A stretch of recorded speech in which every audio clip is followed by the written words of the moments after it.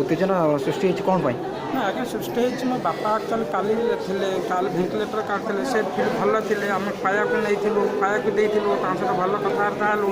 आम आसलु सबुदिन भाई आम 8:30 जमी खाया नवा कथा नेलु कि एम कौन करमको कौन जदि आम रोगी सीरीयस है आमको 6टार कही था 7टार कि 8टार कही था न कहीकि आम जो खाया नहीं गलु से आमको कहते तुम रोगी सीरीयस आम भेंटिलेटर दूँ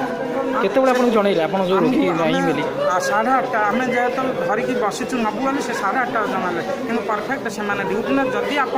अन्य मानकर भल मंगल चाहती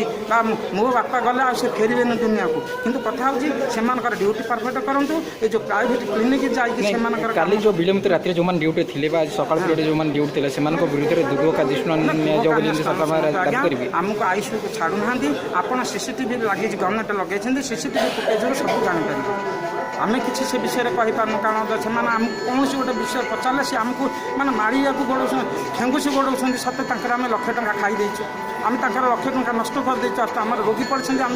जब डॉक्टर को पचारू डॉक्टर भी से थर नर्स मैंने अच्छा से भी से भाई आज्ञा मो पड़ोशी मैंने जो मैंने भर अच्छा से पचारे आज्ञा जानीपर से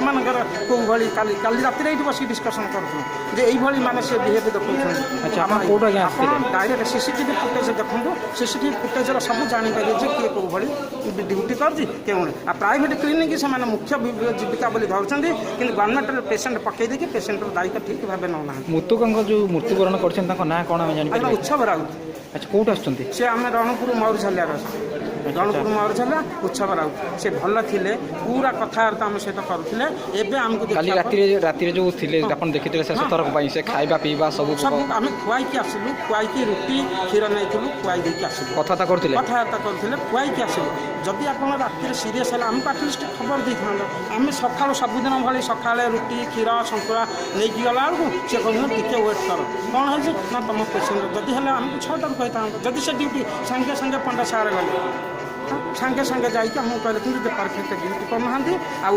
नर्स मैंने जो रोच से भी परफेक्ट ड्यूटी करना पेसेंट पचारे से